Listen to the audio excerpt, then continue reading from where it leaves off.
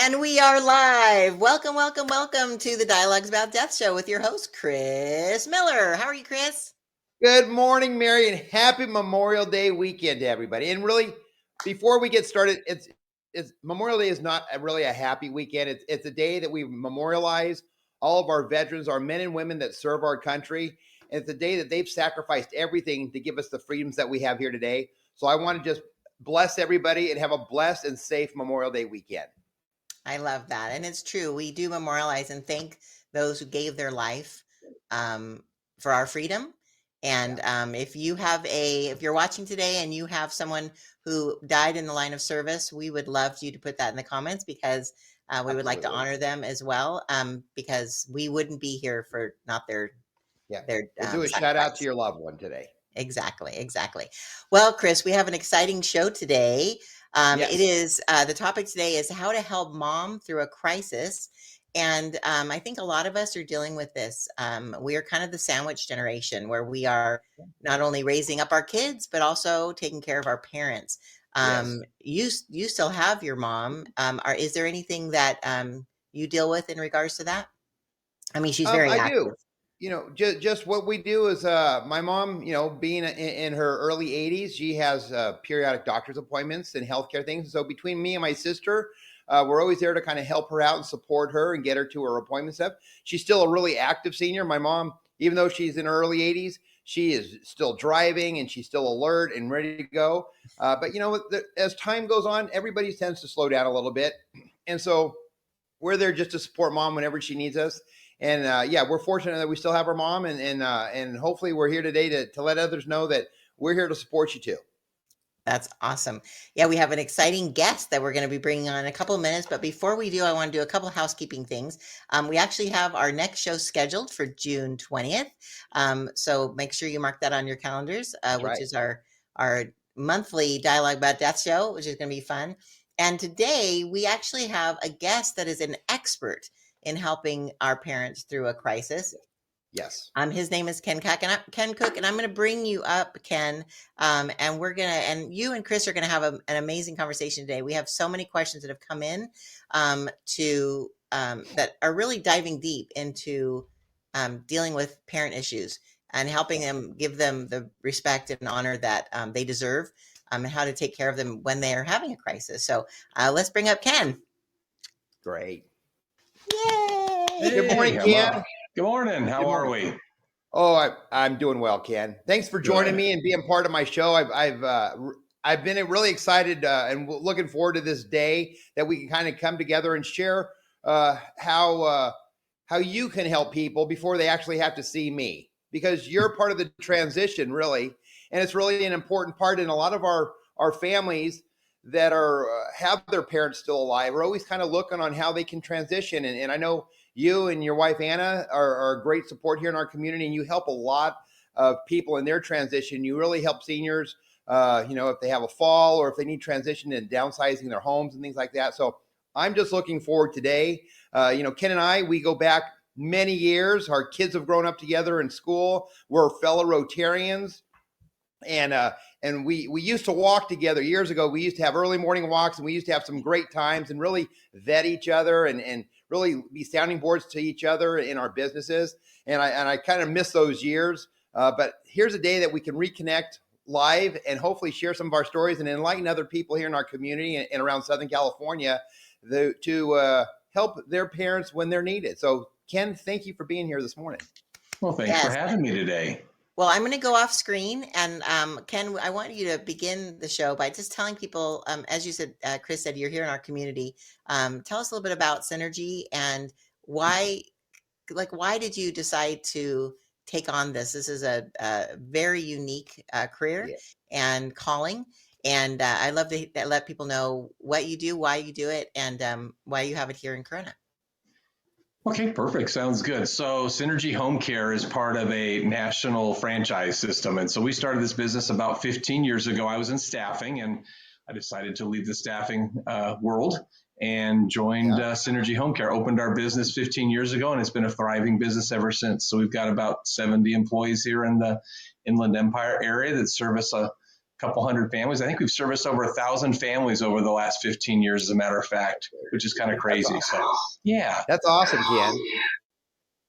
So, well, hey, let's dive in this morning with a couple questions. We've got a couple questions that have been brought to us that hopefully you can answer and hopefully shed a little light on some of these things. So our first question this morning, Ken, is how do you deal with your caregiver's guilt?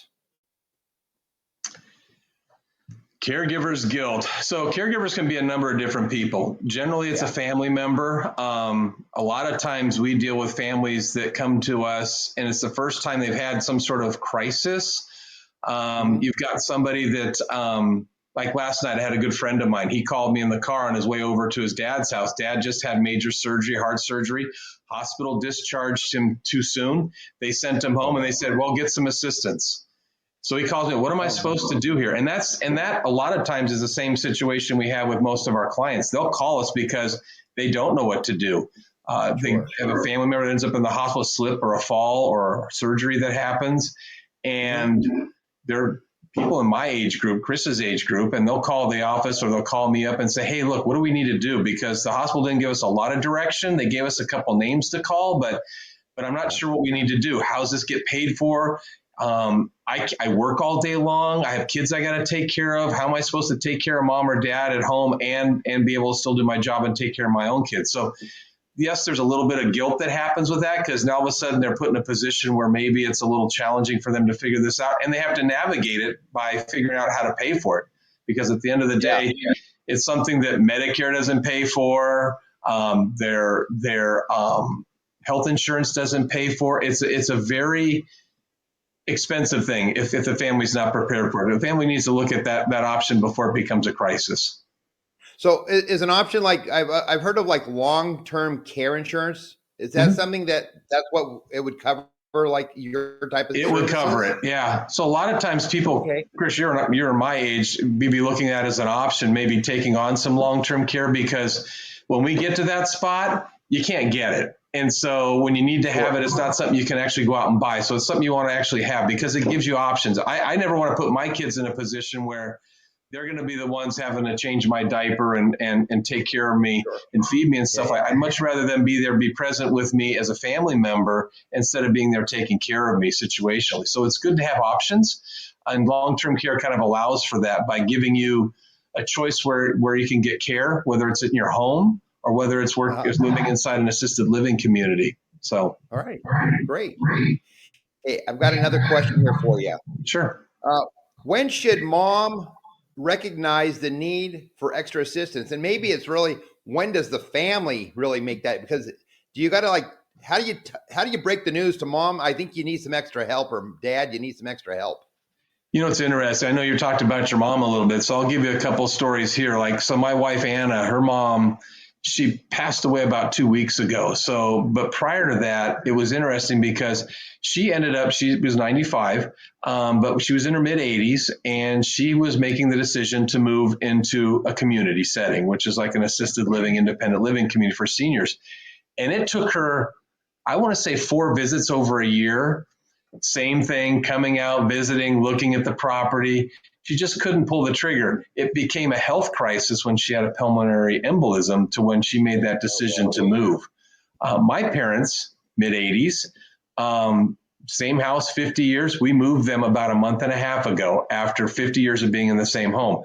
You know, dad had a couple health things going on. Mom, I don't want to be in a position where we're in the house and something happens to your father and I have to run this house by myself. She didn't want to do that. So I think a lot of conversations, frank conversations, and just being patient with your loved one is kind of the best thing to do because honestly, you don't want to force the issue. There's nothing worse than forcing your family member to move into a community setting when they're not ready for it. I think but it's important to do it before there's a health crisis.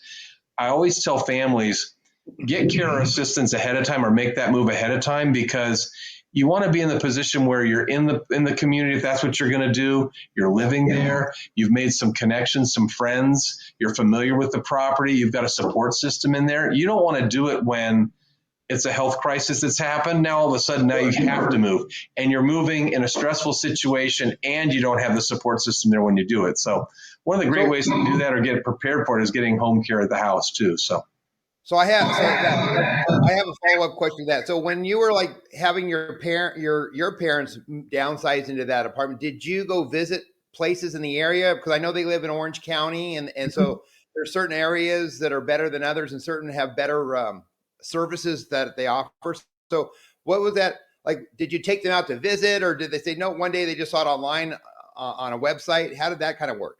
Well, in their case, it was they had some friends in a community, but they did visit. And I went with them on several of the visits to different communities. And there's different things you're looking for because there's a lot of different models out there for where you can move into. So there's certain models that have what they call stage living. You could be living independently. You can move then to assisted living or even to a skilled nursing setting, depending on what's going on with you at that time. There's other communities that are smaller communities. There's facilities that are called board and cares in the neighborhood, a little smaller. They're a little more intimate, but they're really kind of designed for people that are getting close to passing. And it's more of an economical choice for some families in that situation. So, but yeah, we did go out and look at places, did do the tours, made sure they felt comfortable in that environment, which was important. So Sure. That kind of leads me to my next question. It says, are there differences in in-home care options? So when people are looking for services that you offer, are there like different levels of service or different types of service? Well, I think there's different home care agencies that make them different. I mean, for us, we do some things that some of our competitors don't do. I mean, I will tell you, like we drug screen our care staff members. In the state of California, all the home care agencies that are licensed legally, and that happened about 8 years ago, we have to FBI, DOJ background check every single one of those employees. We have to reference check. We reference check, and there's a certain amount of training that has to occur with them. But we also take a couple steps further. We do a little more deep reference checking and then drug testing as well to make sure we have the right person coming to your home is what it is. And we make sure they got the right training and level of training to come into the house. But different levels of care. For us, when we come in to talk to a family, do what's called an assessment. We come and visit with the family. We're doing a couple things. We're sitting down with the family to kind of meet you, understand what the needs are, figure out what the personality of your loved one is, because it's not only the skills that they need to have to come in and take care of it, they also have the right personality. The staff needs to have the right personality to take care of your loved one. So the different levels of care, there's companion care, and that's just hanging out and maybe reading books, gardening, running errands with you. There's homemaking services, and that's when we can kind of come in and do some light housekeeping, making sure that the laundry is done, the beds and linens are changed. It's especially important when you got somebody that's maybe on hospice or bedbound that's having some accidents, making sure the bed's changed. There's personal care, that's dressing, showering, toileting assist, a lot of those things. So there's different levels of care that you might get in the home. And for us, the more extensive the care is, the more personal it is, the more it does end up costing, unfortunately. So, Sure. All right. So, well, what steps can a family take now to prepare for that potential future crisis?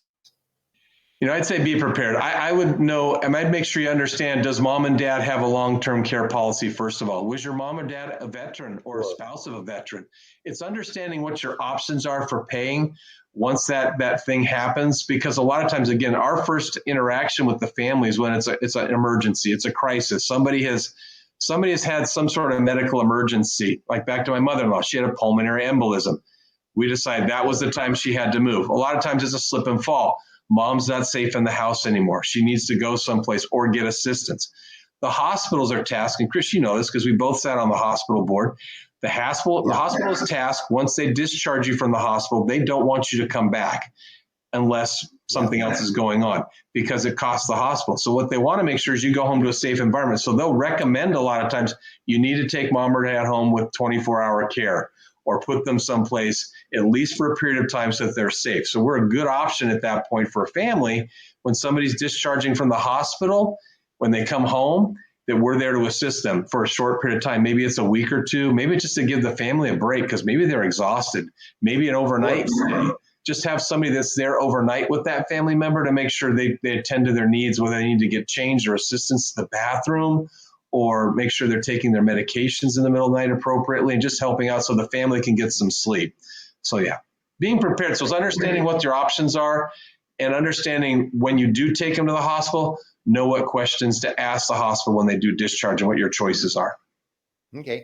Hey, I something I wanted to follow up with is I know that you serve families out of their home for those that go homebound, but you Mm-hmm. also serve a lot of the senior housing developments in town, and then even like board and cares and convalescent homes, depending on the family wanting extra care. Because sometimes going into a convalescent home or board and care, those services, they're understaffed and they may not give the type of care, but it's the only place that you can place mom and dad. So Right. you can go into those places. You have the right, or to, if we hire you, you have the option or going into there and helping my family serve my loved one. And we give options to family. You're right. A lot of times we'll backfill facilities or communities that don't have enough staffing on the floor is what we'll do. In some of the communities, there's a stigma for some of our seniors because they're that older generation. When you hear I'm going to an assisted living community, the stigma to that is in the old days, it's a very sterile place. It's not a friendly, welcoming place. It's, you go to die, you're being housed there to die. I think so. Sometimes going to an independent senior community, and they're beautiful. A lot of them now these days, it's like going on a cruise ship, essentially. I mean, it's a community. It's a nice place you can go to. So there's a couple communities in town that we do something called shared care, which assists families that are in this community in the independent side. Because maybe mom's not really ready or dad's not really ready to go to the assisted living side. They want to live. They know they need some assistance, so maybe they move into one of these independent communities that has a dining room that gets them food in the evening and the breakfast and lunch, but they aren't safe enough to be by themselves. So we come in there and we do something called shared care, where we have staff will come in and out throughout the day for a day rate, which is really inexpensive. It's affordable for them. And so Valencia Terrace and Citrus Place are two of the places here locally that one in Corona, one in Riverside that we do this program in. So Wonderful. That is awesome. My father actually was in Valencia Terrace, and I Oh, noticed really? that some of your caregivers, which I assume they're yours because you're the number one choice, it was just so nice because they were like, we would go in because we live locally, but they just had someone to be with them, just to hang out, make sure like if they need anything, if they're more in a fragile state, that they could, pick something up that fell or just be a companion, which is absolutely lovely. I wanted to jump in because we had some live viewers, and I wanted to share some of the comments that we have going on Nice. here. So, of course, we have the lovely Kathy Janey, who You bet. runs your La Sierra Chapel. Thank you for being here, and also Christina, who's Yeah. there. Good morning, good morning. And we also, my goodness, we Good have. morning, I'm gonna have to ladies. read this to you. Karen Bushnell is a friend of mine from high school, actually. And so she's Wow. watching the show, and it doesn't all fit on the screen. So she said, long-term care is so expensive, lots of O's, and the insurance is also expensive. It'd be such a loss of money if your loved one passes suddenly. But really, how does anyone set aside $500,000 just in case? So long care term is needed. Something needs to be done to help support families in need of this kind of care. God bless you for your compassion and understanding the pain that these families face. So Ken, you really are that lifeline. So thank you so much. Yeah, she It is says, expensive, but I'll tell you, you talk to a lot of financial planners and they will tell you, I'll just give you some case in points. 24-hour care in our area can run you about $4,000 or $5,000 a week for 24-hour care. Not very many families a week cannot afford that. I've had family members that have been on that for 3-4 years with long-term care benefits. And so when you look at that, she's right. It's not cheap, but if you do it early on, like Anna and I, when we started this business 15 years ago, we bought long-term care insurance. We decided we're not going to be in the position some of our clients are. So yeah, it's not cheap, but we made the commitment to do it because we want to make sure our kids, we have choices and our kids aren't going to be burdened with some of that stuff. And it preserves your estate as well and gives you choices. So I love that. Kind of how Chris and his team want to help alleviate the burden on children with pre-need. When they pre-need is basically buying a policy that pays for your funeral, so your kids don't have to even make a decision. They're like, okay, mom and dad laid it out. Like, it's so kind to do that for your family. We also had Kathy also mentioned, I apologize for sitting over you. Wonderful info. Ken went through this last year with my mom. She was up north and I had no help until I brought her down here with me. So yeah, you just really are the answer to prayer, which is great. We had one last question that had come in, and I wanted to read it off to you because I know neither of you seen it, but it came in. Okay. And then I will go off screen so you can answer it. But this was the question. When an adult child notices their aging parent struggling, what are some of the compassionate ways to approach the conversation about seeking help? Because that must be, it's really awkward to be like, hey, mom, we need to get somebody in here. Like it's part of their, their pride. So can you answer this question? I'll go off screen. Yeah, I can. And it's interesting. So one of our busiest days, or two busiest days of the year, are the day after Thanksgiving and the day after Christmas. Everybody goes visit mom and dad, and they go, oh my God, what's going on? I haven't seen mom in 4 months. I haven't seen dad in 5 months, and I had no idea.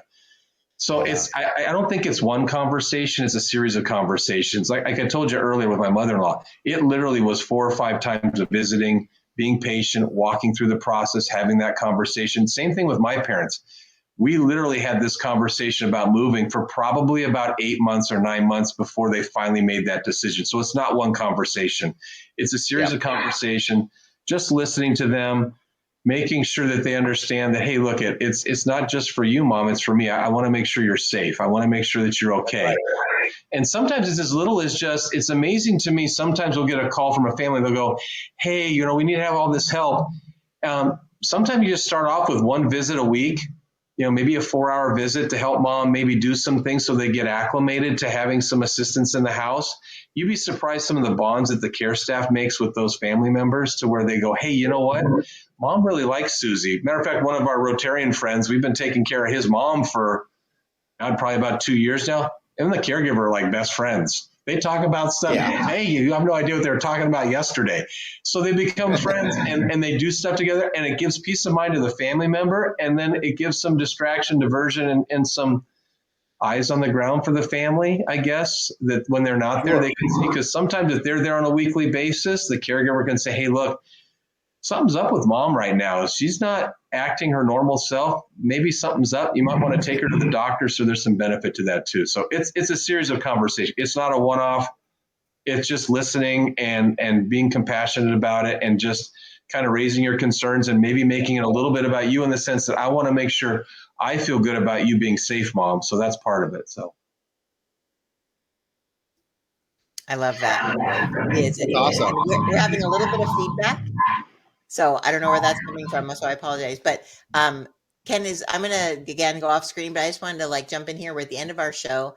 If there is anything else that you feel like we didn't share about it, I mean, it's all about loving our parents, right? I mean, that's the whole reason. If we didn't love our parents, we wouldn't care, right? Yeah. They're being taken care of, that there's something going on, that we want to be there. But as people who are maybe in the next 20 years in that position, we have to think of how would we want to be treated, right? Like, what is the love and care? Like, I don't want my kids shipping me off or treating me disrespectfully. I'm like, I'm your mother. We have to realize we have to do unto others, right? Just like OGR, do unto others as you would have done to yourself, the golden rule. That's right. Golden rule. Yeah. So I appreciate your perspective because you're boots on the ground, serving families every day, caring for our parents in general. So I want to thank you, Ken, for that. But I'm going to go off screen and let the two of you wrap up the show. But again, just as a little reminder, everyone, our next show is on June 20th. Stay tuned for an exciting topic. They're always exciting. Right, Chris? That's right. Absolutely. We're going to get prepared for it.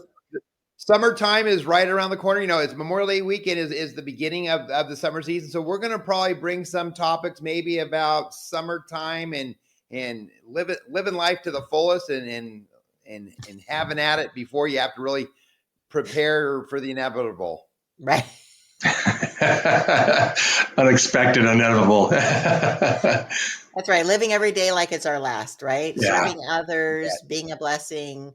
I think that is kind of the thread through this show, Ken, is that Chris really wants to show how to deal with things not only in the present but the future.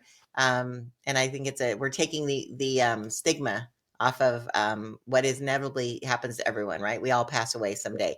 So Ken, thank you for softening it on the way, and Chris, thank you for taking care of us when we've crossed the finish line. So I'm going to go off and you guys can finish up.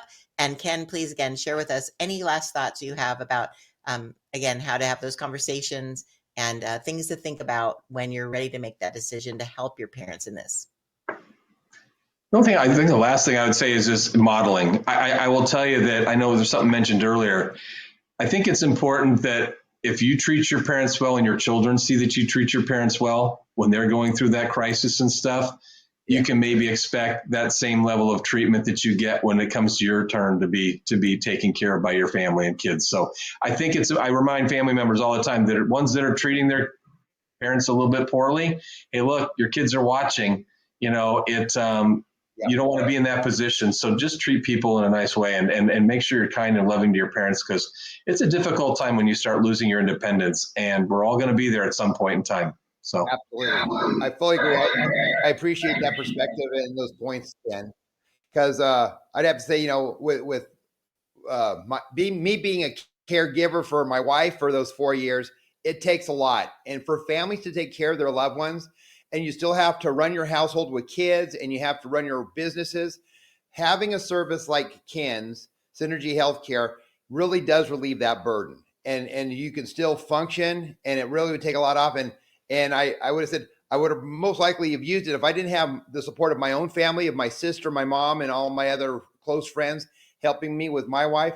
I would have definitely had to have been in that boat over the last, couple months of her life that she was with us. But I know there's a point in time that we're all going to need your services, and unfortunately, we're going to need my services.